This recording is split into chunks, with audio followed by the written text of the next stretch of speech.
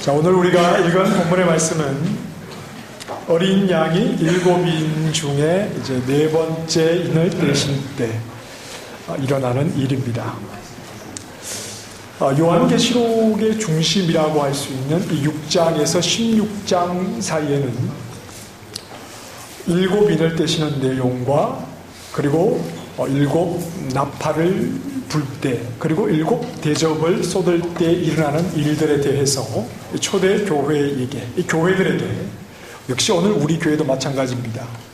예수님의 초림과 예수님의 재림이라고 하는 이 시간적인 공간 안에 있는 교회들에게 미리 말씀을 해 주시고, 그래서 하나님께서 세우신 교회를 이 재림하시기까지 그분의 권능으로 붙잡으시고, 그러나 여전히 예수 그리스도의 복음의 메시지를 거부하는 자들에게는 심판의 내용들을 전하시면서 여기에는 또 어떤 메시지들을 담고 있는 겁니다. 그 부분을 우리가 좀 오늘 생각을 하려고 합니다.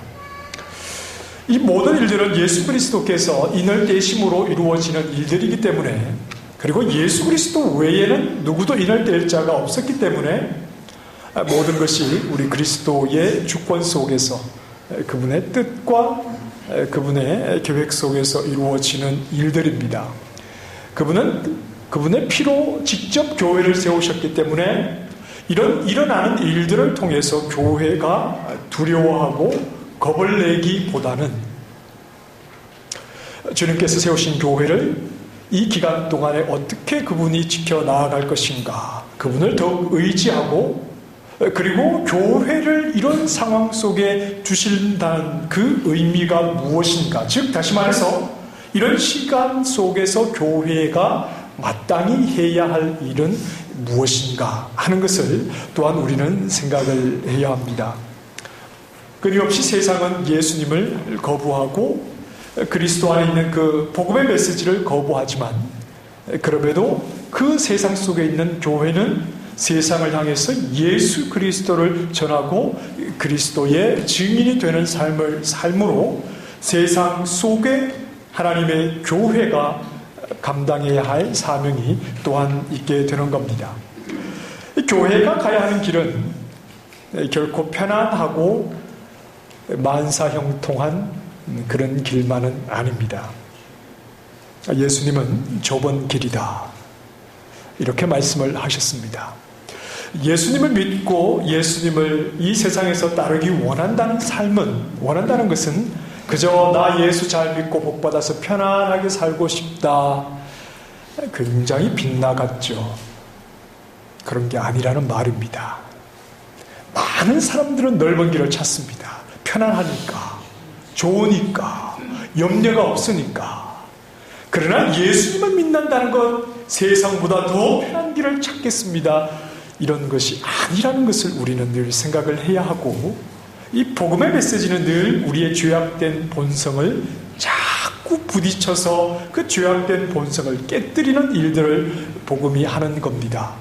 그러니 그저 육신의 편안함과 잘 먹고 잘 살기를 원한다, 이런 육신의 생각들이 깨어지고, 어떻게 이 세상 속에서 그리스도를 거부하는 이 세상 속에서 예수 그리스도를 전하며 그리스도의 증인으로 살아갈 것인가. 그 길이 좁은 길이고 영적인 싸움이고 결코 만만한 길은 아니지만, 예수 그리스도를 쫓아가고 복음 안에 있는 것이 진정한 진리 안에 거하는 것을 우리가 알았기에 이 길을 포기하지 않고 우리는 이 길을 가야 하는 것이지요.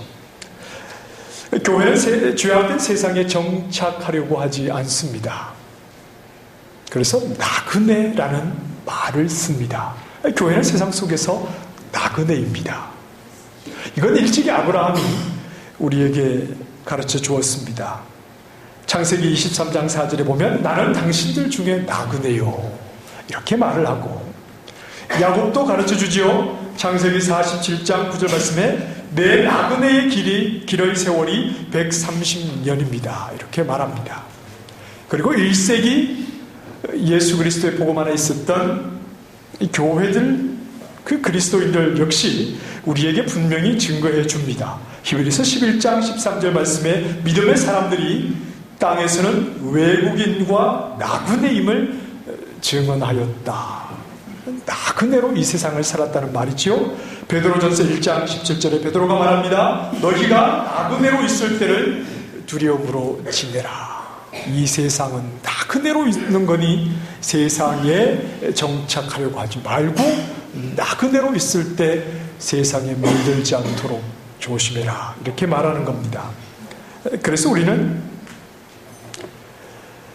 나그네로 이 땅을 살아가야 하는데 한편으로는 자꾸 세상을 잃어버릴까봐 겁을 냅니다. 그리고 어떻게 하면 나그네가 아니라 세상에 좀 엉덩이를 깔고 편안하게 좀 살아볼까 이런 생각이 우리 가운데 있는 것은 사실이지요. 순간과 영원 그 사이에 무엇이 가치 있는가? 이것은 하나님께서 우리에게 은혜를 주셔서 그때 깨닫게 해 주셔야 합니다. 자, 어린 양이 이제 오늘 본문에서 넷째 인을 떼십니다. 8절 말씀에 내가 몸에 청황색 말이 나오는데 그랬습니다. 이 청황색이라는 색깔은 원래 헬란 말에 보면 이것은 좀 두 가지 색깔을 이야기하는데 창백하다 이런 의미가 있습니다. 핏기가 없이 얼굴이 창백한 것, 이 색깔을 말하는 것이기도 하지만 또 하나의 색은 푸른색을 이야기하는 겁니다. 푸르다 이런 말입니다. 그런데 이 나무가 푸르다 할 때 그런 어떤 좀 긍정적인 의미에서 푸름을 말하는 것이 아니라 굉장히 좀 이 어두운 의미에서 이 푸름을 이야기합니다. 이 몸에 멍이 들면 그 색깔이 어떻습니까? 네, 푸르죽죽하죠. 좀 그런 색깔입니다. 어떤 원인에 따라서 사람이 죽으면 그 시신의 색깔이 푸른색을 띈다고도 합니다. 청황색은 그런 의미입니다. 왜냐하면 그 청황색 말을 탄 자가 누구입니까? 네, 성경을 보셔야죠. 청황색 말을 탄 자가 누굽니까? 사망이라고 했습니다. 이 청황색은 죽음의 색깔입니다. 그 탄 자의 이름은 사망이니 음부가 그 뒤를 따르더라. 음부는 죽은 자가 가는 곳입니다. 죽은 자가 머무는 곳입니다. 이 말씀은 청황색 말을 탄 자, 즉 사망이 가는 곳에 죽음이 뒤따른다는 말씀이죠. 그럼 오늘 본문 말씀에서 사망이 무엇을 통해서 일어나는 겁니까? 우리 가운데 사망이 찾아왔습니다. 그 사망이 찾아왔는데 그 사망이 무엇을 통해서 일어나게 되는 겁니다. 몇 가지는 오늘 본문에서 말씀을 해주고 있는데 첫 번째는 검이죠. 8절 말씀에 보면 이 검입니다. 이 검이라고 하는 것은 군인들이 전쟁에서 사용하는 큰 칼을 말하는 겁니다. 이 전쟁에서 싸울 때 사용되는 가장 일반적인 당시의 무기였죠. 이런 무기를 통해서 사람을 죽임으로 죽음이 일어나게 되는 겁니다. 그 다음에 뭡니까? 흉년이라고 했습니다. 비가 없어서 곡식이 자라지 않고 거두어 드릴 것이 없으니까 사람이 먹지 못하게 되므로 죽음이 찾아오게 되는 거지요. 그 다음에 세 번째 사망이라고 했는데 이 사망은 이 전염병을 가리키는 그런 의미로 보고 있습니다. 전염병을 가리키는 말입니다. 그리고 네 번째는 뭐라고 합니까? 땅의 짐승들로서 죽음이 찾아오게 되는 겁니다. 이 땅의 짐승들로 죽음이 찾아온다. 이 의미를 몇 가지로 좀 생각을 해볼 수가 있는데 가장 쉽게는 우리가 곰이라든지 사자라든지 이런 맹수에 의해서 사람이 죽임을 당하는 그런 경우들이 있습니다. 그리고 또 하나 생각해 볼 것은 희생당한 시체들 위로 짐승들이 달려들어서 사람을 해치는 겁니다. 우리 북이스라엘의 가장 악했던 왕이 아합 왕이라고 하는 사람이 있는데 그 아내가 이세벨이지요. 그 이세벨은 엘리야 선지자가 예언했던 대로 그 이세벨이 죽습니다. 그 시체를 누가 먹습니까? 개들이 시체를 다 먹어버리죠. 이런 경우처럼 어떤 희생당한 사람에게 짐승이 달려들어서 시체를 해야 하는 일, 이렇게 보기도 하고, 그리고 또 하나, 땅의 짐승들로서 죽인다는 말은 들짐승들을 매개로 해서 사람에게 목숨을 앗아가는 그 바이러스 같은 그런 것들, 이런 것들을 다 포함한다고 보고 있습니다. 지금 한국은 그 메르스라고 하는 것 때문에 나라가 굉장히 혼란스럽습니다. 중동 지역에서 집중적으로 발생하는 신종 바이러스지요. 이게 낙타 같은 짐승들을 통해서 사람에게 와서 사람의 목숨을 앗아가고 있습니다. 또 라이베리아 같은 이스아프리카에서 발생한 바이러스가 있었죠. 에볼라라고 하는 겁니다. 그 매개체는 박쥐 같은 그런 또 야생 동물이었고, 또 사스가 있었지요. 역시 야생 동물들을 매개로 합니다. 땅의 짐승들로서 이 세상의 사람들에게 목숨을 앗아가게 하는 이런 일들이 이 모든 것들을 포함한다고 볼 수가 있는 겁니다. 이기적인 목적을 위해서 테러를 일으키거나 또는 전쟁을 일으키는 이런 것으로 살인이 일어나게 되고, 또 흉년이 들어서 먹지 못해서 사람들이 죽어가게 되고, 전염병을 통해서 사람들이 목숨을 잃고, 또 들짐승들을 통해서 일어나는 죽음의 재앙 속에 이 세대가 있다는 말입니다. 이것은 굉장히 오늘날 살아가는 우리에게도 피부로 다가오는 굉장히 실제적인 그런 죽음의 그림자들입니다. 우리가 잘 아는 대로 14세기에는 흑사병이 있었지요. 페스트라고 하는 것이 있습니다. 무서운 전염병이었습니다. 주의벼룩이 옮긴다고 그렇게 알려졌지요. 이 병에 걸리면 피부에 검은 반점이 생겨서, 그래서 시신이 시커멓게 되어서 흑사병이라고 했는데, 중앙아시아에서 시작이 되어서 유럽으로 번졌습니다. 당시 유럽 인구의 절반이 죽었다고 할 만큼 이 병은 굉장히 무서운 그런 전염병이었습니다. 퍼스 인구의 절반이 죽는다고 한번 생각을 해보십시오. 얼마나 끔찍한 재앙입니까? 이런 전염병들, 짐승을 매개로 한 바이러스 감염으로 목숨을 잃는 일들은 우리 역사 속의 한 어두운 부분을 분명히 차지하고 있습니다. 그리고 지금도 또 다른 바이러스에 노출되어서 목숨을 잃어가고 있죠. 메르스는 최근 몇 년 사이에 생긴 바이러스라고 그렇게 말을 하지 않습니까? 앞으로도 이런 일들이 계속해서 일어나게 되고, 이런 일들로 세상은 매우 불안하고 또 목숨을 잃는 일들이 일어나게 되는 겁니다. 자, 그러나 굉장히 이런 일들이 우리에게 심각하고 목숨을 잃고 큰 두려움을 우리에게 가져다 주고, 곳곳에서 지금 테러나 전쟁이 일어나고 있지 않습니까?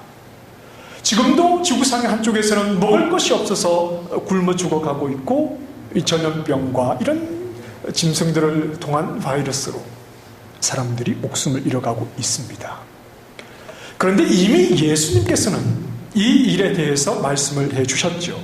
누가복음 21장 8절 이하의 말씀에 보면 이제 예루살렘 성전이 무너질 것에 대해서 예수님이 말씀을 하시면서 그것과 함께 이 땅에 반드시 이런 재앙이 올 것에 대해서 예수님이 말씀을 하셨다는 겁니다.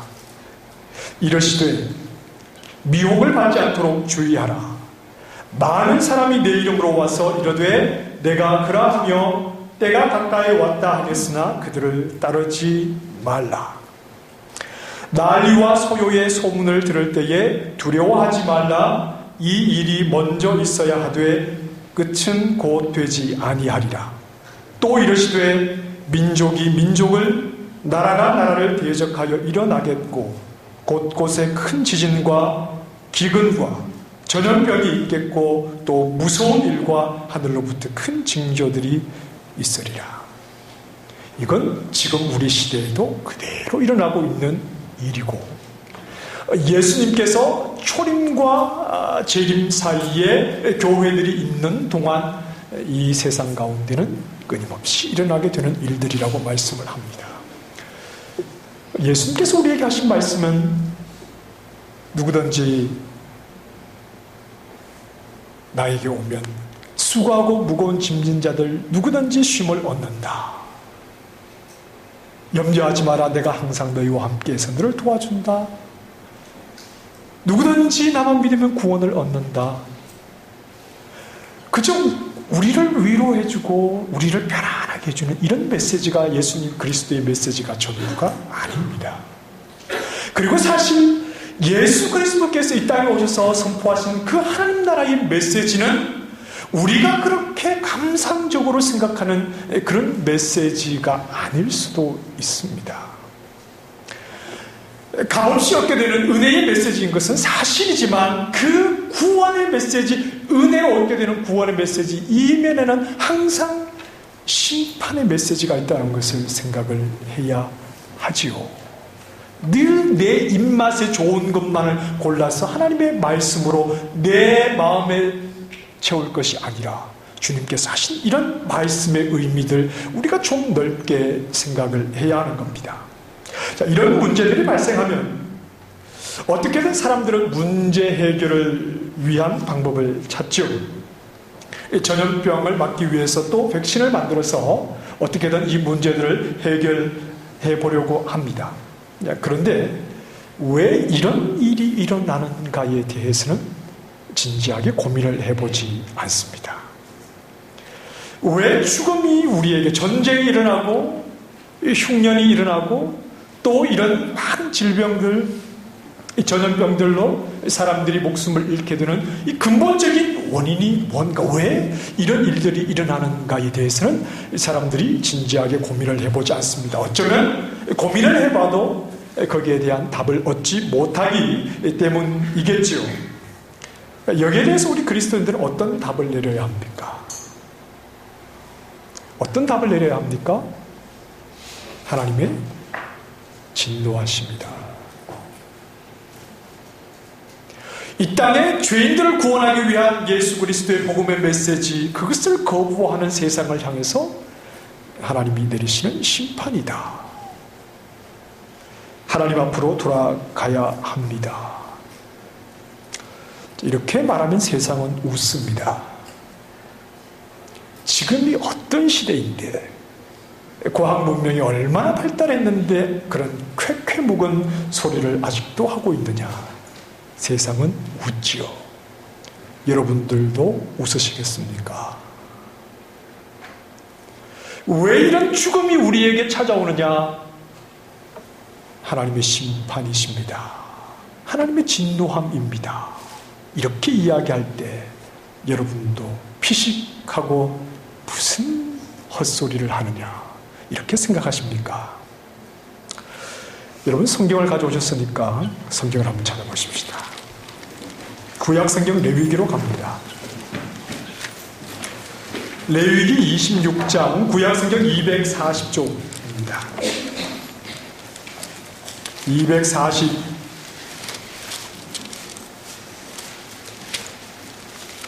죄송합니다. 240쪽이 아니라 187쪽이죠.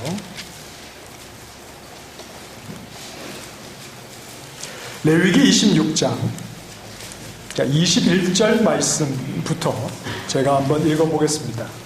자, 여러분 말씀을 읽으실 때 21절 말씀을 보면 이렇습니다. 너희가 나를 거슬러 내게 청종하지 아니할진대 내가 너희의 죄대로 너희에게 7배나 더 재앙을 내릴 것이라. 재앙을 내리시는데 그 재앙의 내용이 몇 가지인지 한번 여러분 잘 보시길 바랍니다. 22절에 내가 들짐승을 너희 중에 보내리니 그것들이 너희의 자녀들을 움키고 너희 가축을 멸하며 너희의 수효를 줄이리니 너희의 길들이 황폐하리라. 이런 일을 당하여도 너희가 내게로 돌아오지 아니하고 내게 대항할진대 나 곧 나도 너희에게 대항하여 너희 죄를로 말미암아 너희를 7배나 더 치리라. 내가 칼을 너희에게로 가져다가 언약을 어긴 원수를 갚을 것이며 너희가 성읍에 모일지라도 너희 중에 연병을 보내고, 이 전염병입니다. 너희를 대적을 손에 넘길 것이며 내가 너희가 의뢰하는 양식을 끊을 때에 10 여인이 한 화덕에서 너희 떡을 구워 저울에 달아 주리니 너희가 먹어도 배부르지 아니하리라. 너희가 이같이 될지라도 내게 청종하지 아니하고 내게 대항할진대. 자, 역사가 시작된 이래 하나님의 말씀은 언제나 유효합니다. 그렇습니까? 역사라는 게 뭡니까? 창조를 시간으로 이야기하는 게 역사 아닙니까? 창조는 어디에서 시작된 겁니까?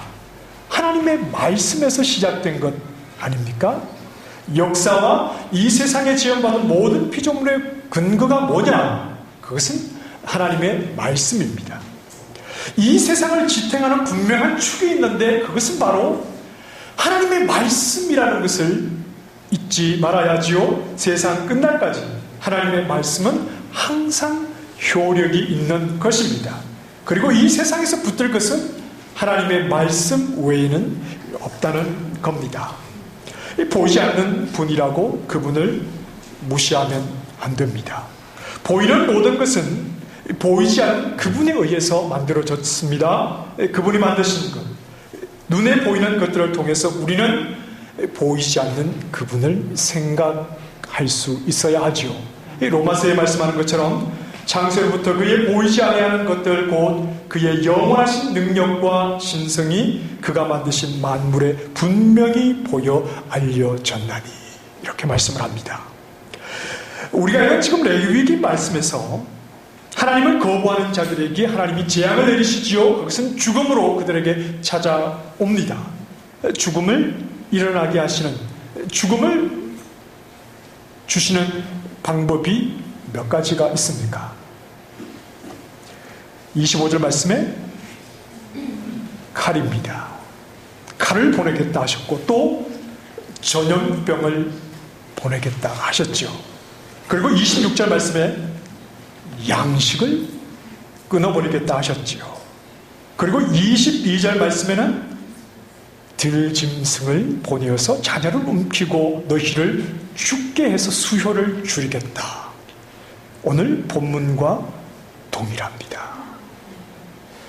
넷째 인을 떼실 때에 청황색 말을 탄 자 사망이라는 자가 나와서 칼과 흉년과 전염병과 짐승들로 사람을 죽게 하는 겁니다. 왜 이렇게 하시는 겁니까? 하나님은 왜 이렇게 하시는 겁니까? 오늘 레위기 말씀 26장 23절 말씀을 보십시오. 왜 하나님께서 이렇게 죽음을 내리시는 겁니까? 내게로 돌아오라. 27절 말씀에 내게로 돌아와서 내 말을 듣고 순종하라. 하나님은 어떤 분이십니까? 하나님은 진노하기를 좋아하시는 분입니까? 우리 가운데서도 화내는 걸 좋아하는 사람 없어요. 우리 한국 사람들은 욱하는 게 있어서 갑자기 막 튀어나오긴 하지만 항상 후회하잖아요. 우리 하나님이 진노하기를 좋아하시는 분입니까? 그렇지 않습니다. 벌 주기를 좋아하시는 분입니까? 그렇지 않습니다. 죄인이 죽는 것을 너무나 당연하고 기쁘게 여기십니까? 그렇지 않죠. 에스겔 18장 23절 말씀에 주 여호와의 말씀이니라 내가 어찌 악인이 죽는 것을 조금인들 기뻐하랴. 그가 돌이켜 그 길에서 떠나 사는 것을 어찌 기뻐하지 아니하겠느냐. 주님은 악인이 죽는 것을 기뻐하는 분이 아닙니다. 그래서 예수님이 누가복음 15장 7절에 말씀합니다. 내가 너희에게 이르노니 이와 같이 죄인 한 사람이 회개하면 하늘에서는 회개할 것이 없는 의인 99으로 말미암아 기뻐하는 것보다 더 기뻐하신다는 겁니다. 죄인이 죽는 것을 하나님은 기뻐하지 않으십니다. 그가 돌아와서 살기를, 끝까지 죄를 고집하지 않고 하나님께 돌아와서 살게 되기를 주님이 너무나 원하신다는 겁니다. 악인이 죽는 것은 하나님의 기쁨이 아닙니다.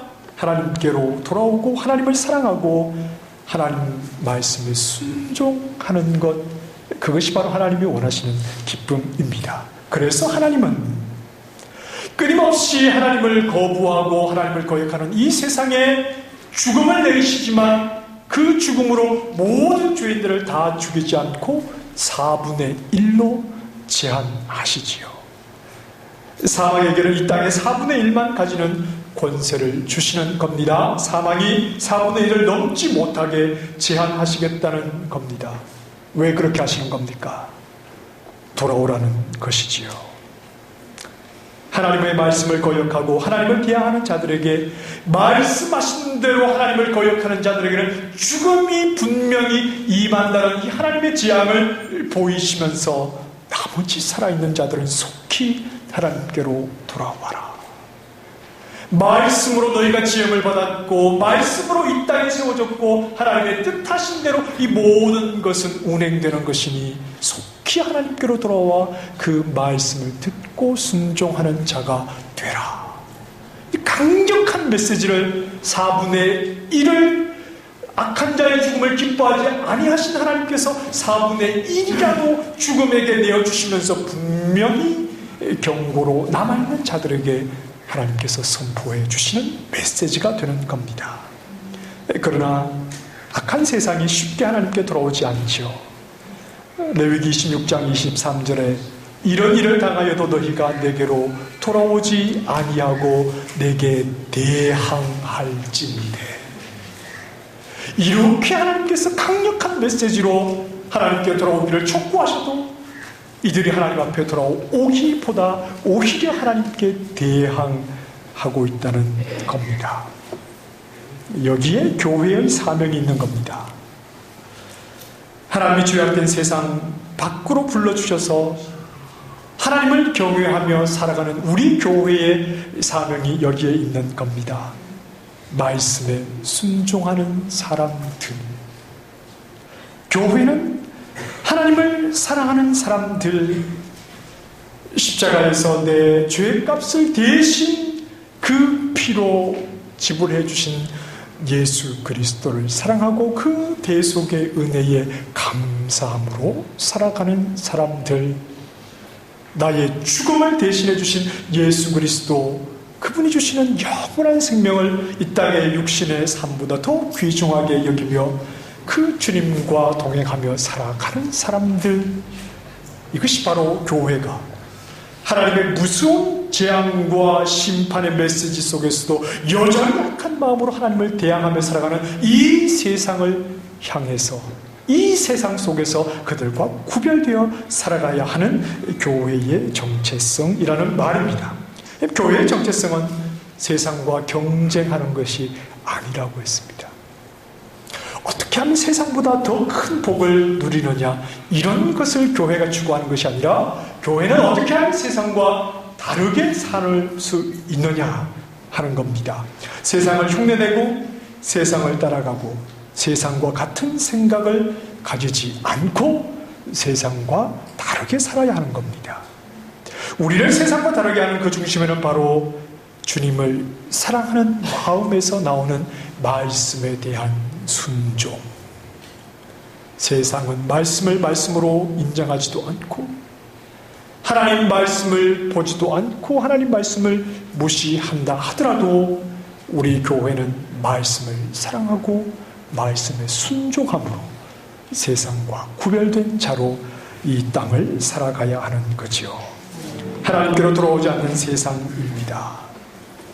칼을, 흉년을, 전염병을, 또 짐승을 통한 그런 사망을 이 세상에 보이시면서 끝까지 하나님을 거부하는 자들에게 이런 하나님의 진노와 심판이 너희에게 피할 수 없게 임한다는 것을 강력한 메시지로 지금 이 시대에도 우리 가운데 나타내 주시고 하나님께로 돌아오기를 요청하시지만 세상은 귀를 막고 하나님께 대항하고 있을 뿐입니다. 이 세상 속에서 하나님 나라의 백성 그리스도인으로서의 사명을 우리는 분명히 발견하고 살아야 합니다. 우리의 삶이 하나님의 말씀에 순종하며 유일하신 창조주 여호와 하나님을 경외하는 우리의 삶이 여전히 하나님을 거부하고 있는 이 죄악된 세상에 분명한 메시지가 될 수 있도록 우리는 그렇게 하나님을 사랑하고 하나님 말씀에 순종하는 삶을 살아가야 한다는 것입니다. 때로는 그렇게 살다가 보면 세상에 지는 것 같고, 때로는 세상에 손해보는 것 같아도 우리는 이 좁은 길을 걸어가야 합니다. 4분의 1의 죽음을 통해서 세상을 부르시는 강력한 메시지, 그것이 바로 오늘 우리 교회를 통해서도 이 세상에 강력한 메시지로 나타나야 하는 것이고, 그러기 위해서 교회는 철저하게 주님을 경외하며 그 말씀에 순종하는 것으로 세상과 구별된 삶을 살아야 한다는 것입니다. 우리는 믿음 안에서 세상과 구별된 삶을 살아가는 자들입니다. 그러니 교회 안에서 미워하면 안 됩니다. 서로의 약함이 있을 때 비난해서는 안 됩니다. 우리는 함께 세상과 구별되어서 믿음의 길을 걸어가는 이 좁은 길을 가는 사람들이니 서로를 위로하고 서로를 격려하고 서로를 안아주고 서로를 위해 기도하며 한 마음이 되어서 이 길을 잘 달려가야 되지 않겠습니까? 우리 주변을 돌아보십시다. 혹 믿음이 연약하거나 혹 어려움 속에 있는 교우들이라면 기도하고 사랑으로 품을 수 있는 교회 되기를 원합니다. 이렇게 하나가 되어서 세상과 분명히 구별된 하나님의 교회로 끊임없이 하나님을 거부하는 이 세상 속에서 하나님을 사랑하고 말씀에 순종하는 하나님의 교회로 끝까지 믿음의 길을 잘 달려 하나님께 기쁨이 될 수 있기를 간절하게 소망합니다. 기도하겠습니다.